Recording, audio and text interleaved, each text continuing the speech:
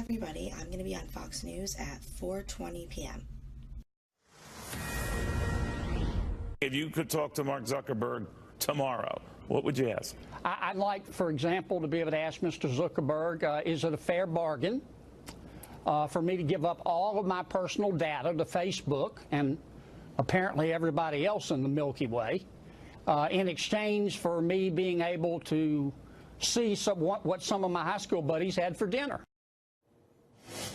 All right, well, Senator Kennedy is among those conservatives now saying, you know what, maybe we got to change some things here. And he's even leery of returning to Facebook or some of these social media companies if they're botching that.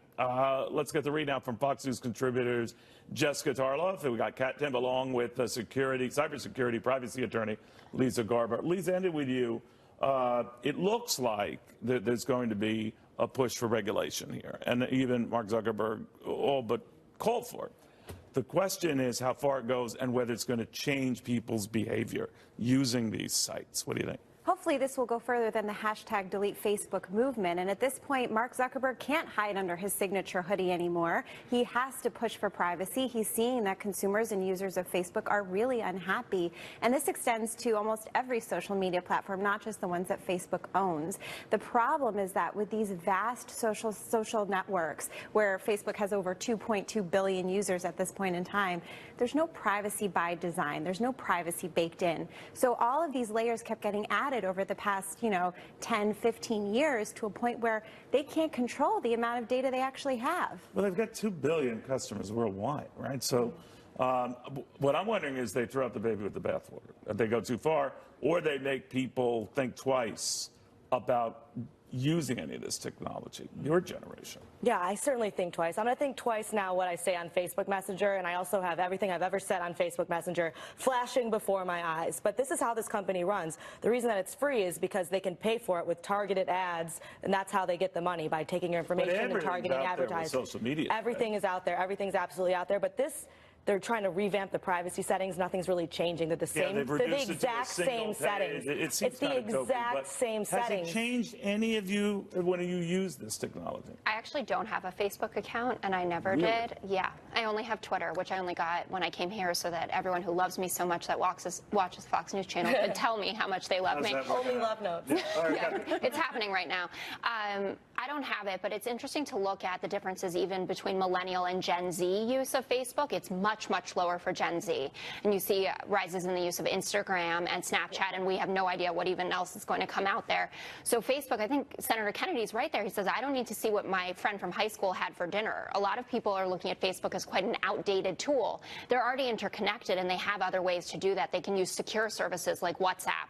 A lot of people using ones where your Wicker, where your messages disappear even afterwards. Yeah, but part of the problem is that Facebook Messenger is now so intertwined, and it's not just, if you look at it from a connectivity point of view, and that was part of the Android scandal, right, that we saw yesterday with Facebook Messenger saying we actually were able to see what phone calls you were making if you allowed us access to your contacts. So a lot of people are using these apps because they're free, they're easy. Sure, a lot of and I'm thinking that's, for your generation, that's what's going to keep you using it. Yeah. You're offended, you don't like the privacy invasion, but you love it and you use it all the time, and you send god-awful images back and forth, and your kids will never grow up. So I don't think it's going to change. Well, I think you'll be outraged. I don't think it's going to change. Things have changed a little bit if you look at the stock dropping, and if you look at the fact that they were trying to release one of those home speakers.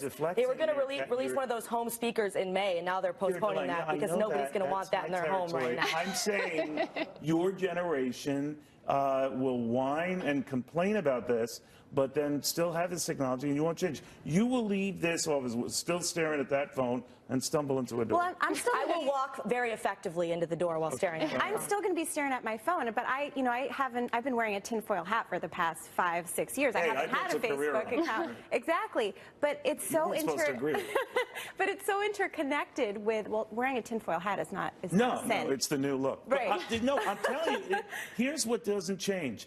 we don't change. When it comes to technology, I can remember Scott McNeely decades ago at Sun Microsystems saying, if you want your privacy, get over it. You're going to have to deal with the fact you're going to lose it.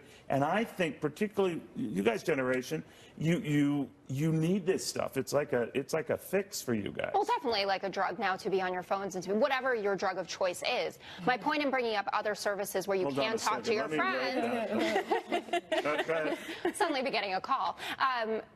Whatever apps you like, people are paying attention then to the privacy aspect of it, especially people who want to talk to those who are abroad, for instance. And I think there could be a shift towards using them, more secure servers for things like talking on the phone or maybe messages. People are still obviously going to go on Facebook. You know why I don't believe it? And I respect what you're saying, because I think a lot of people think it's dangerous. Yeah.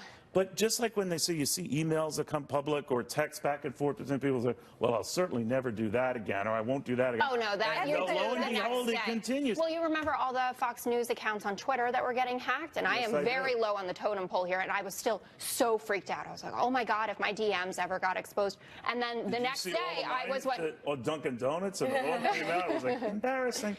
My point is that it's getting nutty here, and people hear a story like this, hear 50 million people not realizing it's 2 billion Facebook users worldwide. And they say, hey, then there's the You don't even have to be on Facebook either. If you're connected with someone who's on Facebook, then they might even have a sort of ghost profile on you anyway. So it's not. But the issue what the hell is a ghost profile? Well, I mean, that's a term that I just made up. But basically, if you are friends with someone on Facebook and they've seen pictures of you and they've seen that you've called them, for example, your calls with that person, whether you're on it yourself or not, are still on record. Well, it's real. It's real, yeah. It depends what apps it's connected to, but the real issue is it shouldn't be on the consumer, and that's where the regulation comes in. The privacy policy should be super clear. It should be very clarified for the consumer. They should see what they're getting into. You have to start talking. Say, how's your day? How you doing? In person talking? Yes. Neil, it's asking a lot. Sorry, okay? These kids today. A little more to this.